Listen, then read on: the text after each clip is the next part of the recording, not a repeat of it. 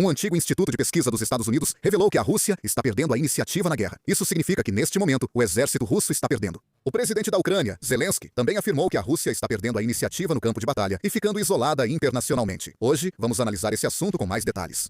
Atualmente, ouvimos sobre o sucesso das forças ucranianas em vários locais. Vamos conferir o que o presidente Zelensky disse recentemente. O presidente ucraniano Zelensky afirmou que o objetivo é garantir a capacidade de produzir 600 drones e mísseis por dia. Ele afirmou que fará os russos passarem pelo que os ucranianos vivem, planejando atacar diariamente com 600 drones e mísseis. Atualmente, a Ucrânia conseguiu nacionalizar a produção de drones e agora pode fabricá-los por conta própria. Há apenas um ano, ainda era indispensável usar peças chinesas. E oficiais do exército ucraniano chegavam a contrabandear esses componentes. Mas agora, isso não acontece mais. O governo ucraniano continuou enfatizando a produção nacional de drones. Antes da guerra, até 2022, havia apenas 7 empresas relacionadas a drones. Mas agora esse número aumentou drasticamente para mais de 500 e estão se esforçando para estabelecer um sistema de produção em massa. Na verdade, o sucesso da produção nacional de drones pelo exército ucraniano teve um grande impacto na guerra. Acho que seria bom começar vendo alguns exemplos recentes. O exército ucraniano realizou ataques com drones na península da Crimeia. Para cortar o abastecimento da Crimeia, concentraram ataques nas pontes, especialmente na ponte Chongar, que liga Kherson à península da Crimeia, anexada pela Rússia. Como resultado, o trânsito foi temporariamente fechado. Atualmente, desde maio, o exército ucraniano continua realizando ataques concentrados em estradas, pontes e instalações de infraestrutura que levam à Crimeia. Com isso, confirmou-se a escassez de combustível na Crimeia. Desde 4 de junho, a venda de gasolina em dinheiro foi proibida. Agora, só é possível comprar através de cupons, e a quantidade máxima permitida por pessoa foi limitada a 20 litros ou menos. E não é só isso, ataques de drones das forças ucranianas continuam acontecendo também em São Petersburgo e Moscou. As forças ucranianas estão realizando ataques que antes eram inimagináveis. Por causa disso, até mesmo cidades que antes eram consideradas áreas de retaguarda, agora estão sob a sombra da guerra. Não termina aqui. A Rússia está mais tensa agora por causa da guerra de informações, não da linha de frente. Recentemente, dentro da Rússia, está se espalhando a informação de que as agências de inteligência ucranianas estão tentando obter em grande escala imagens de câmeras de segurança e dados de vigilância em todo o território russo. Autoridades russas levam isso a sério, com relatos de revisão na segurança de Putin. Por que as câmeras de segurança são tão importantes? No passado, para analisar a rota de deslocamento ou o estilo de vida de uma pessoa específica, era necessário investir muito tempo e mão de obra. Mas agora, a situação mudou completamente. Quando a inteligência artificial analisa inúmeras imagens de câmeras de segurança e informações de localização, é possível determinar com bastante precisão quando uma pessoa específica vai ao trabalho, quais lugares ela visita e quais rotas prefere. Mesmo que o veículo de escolta mude, os padrões de deslocamento repetitivos tendem a permanecer. E quanto mais esses dados se acumulam, maior se torna a precisão na previsão das próximas ações. Ataques recentes a autoridades militares russas intensificaram essas preocupações. Em 9 de junho, houve um atentado com carro-bomba perto de Moscou. Com a explosão, morreu o chefe do departamento russo responsável pelo fornecimento de mísseis e munições de artilharia. Foi relatado que o explosivo instalado na parte inferior do veículo tinha uma potência equivalente a cerca de 300 a 400 gramas de TNT. As autoridades de investigação russas iniciaram imediatamente uma investigação, mas dentro da Rússia há suspeitas de que alguém possa ter rastreado os movimentos da vítima por um longo período. Outro ponto a ser destacado é que esse tipo de incidente não aconteceu apenas uma ou duas vezes.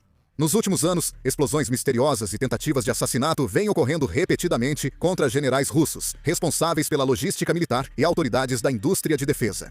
Para a Rússia, além do peso de lutar na linha de frente, até o pessoal-chave na retaguarda agora está ameaçado. Especialmente com a combinação de drones, IA e tecnologia de análise de dados em larga escala, agora é possível realizar rastreamento em um nível que antes só era possível para agências de inteligência nacionais, mas a um custo muito menor. Por isso, a Rússia é cautelosa com o avanço da coleta de informações e ataques de drones de longo alcance da Ucrânia. Isso porque a guerra não acontece mais apenas na linha de frente, mas está se expandindo para as cidades, áreas de retaguarda e até mesmo para o cotidiano das pessoas. Além disso, neste ano, a Rússia não conseguiu sair da situação militar desfavorável causada pela escassez de tropas devido à prolongação da guerra e pela mudança tática da Ucrânia, que passou a atacar diretamente o território russo. Oleksandr Syrskyi, comandante-chefe das Forças Armadas da Ucrânia, afirmou em 8 de junho que, por meio de operações de ataque em profundidade, a Ucrânia atingiu 111 alvos da indústria militar, infraestrutura energética e instalações de combustível da Rússia no último mês. Segundo ele, essas operações causaram perdas econômicas diretas e indiretas à Rússia de aproximadamente 1 bilhão e 58 milhões de dólares. Claro, como essa é uma afirmação das Forças Armadas da Ucrânia, é preciso considerar com cautela, mas é evidente que a situação das forças ucranianas melhorou em relação ao passado. Especialmente após a contraofensiva da Ucrânia, em 2023, a Rússia chegou a registrar perdas líquidas de território. No último mês, as forças ucranianas conseguiram recuperar mais território do que o que foi ocupado pelas forças russas. Agora, a Rússia está até permitindo contra-ataques. O presidente Putin diz que as forças russas avançam diariamente. O Instituto de Estudos de Guerra dos Estados Unidos afirmou que Putin segue dizendo que as forças russas avançam diariamente. Ele apenas não especifica em que direção, ironizando assim a situação das forças russas.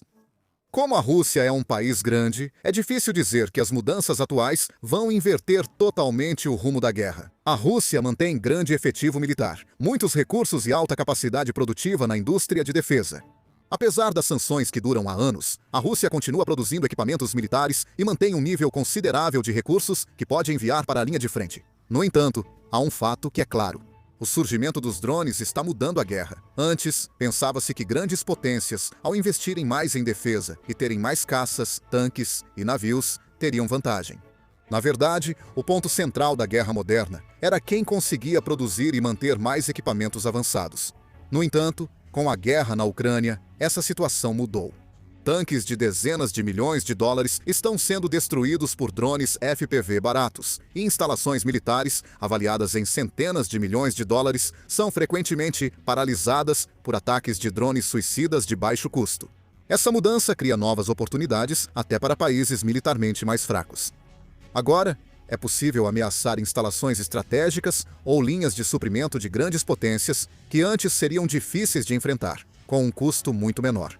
Especialmente, os ataques às linhas de suprimento estão sendo considerados extremamente eficazes. Atacar veículos, ferrovias e depósitos de munição, combustível e equipamentos pode causar mais danos que atacar tropas na linha de frente. A maioria dos alvos que a Ucrânia tem focado recentemente também são essas instalações. Atualmente, grande parte dos ataques aéreos de longo alcance, realizados pelo exército ucraniano, também está sendo feita por drones. No passado, eram necessários caças caros e mísseis de cruzeiro para esse tipo de operação. Mas agora, usando drones de fabricação própria, estão atacando alvos a centenas de quilômetros, e até mesmo a mais de 1.000 quilômetros de distância. Mesmo com ataques fracassados, as perdas são pequenas, permitindo operações contínuas. Assim, a Ucrânia conseguiu manter a guerra por mais tempo que o esperado. Isso porque, mesmo que a Rússia empregue grandes quantidades de recursos, a Ucrânia consegue produzir meios de resposta a um custo relativamente baixo.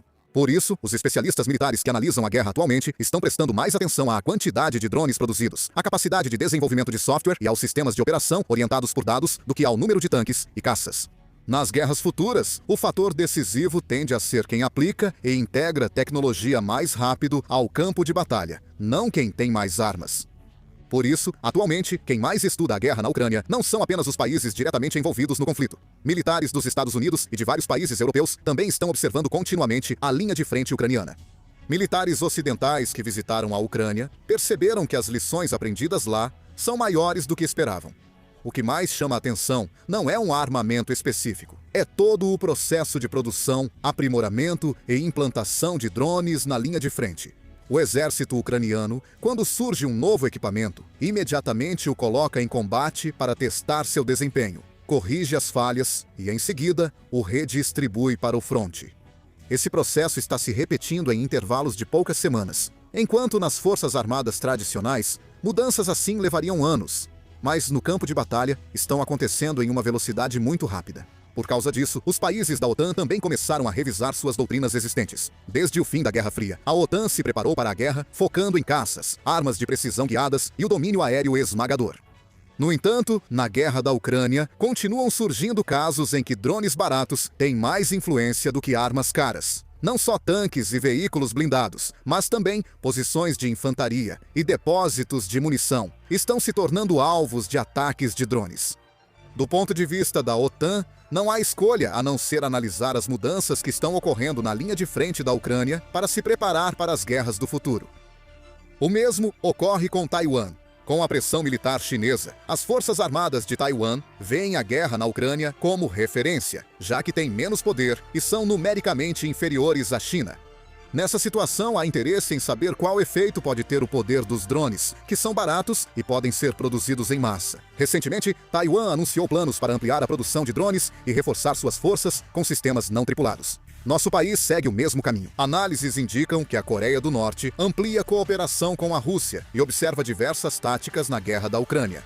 Destaca-se o interesse na operação dos drones, capacidade de resposta à guerra eletrônica e sistemas de ataque de longo alcance. Assim, cresce a avaliação de que as Forças Armadas sul-coreanas devem analisar o novo ambiente de combate da guerra da Ucrânia e não só manter métodos tradicionais.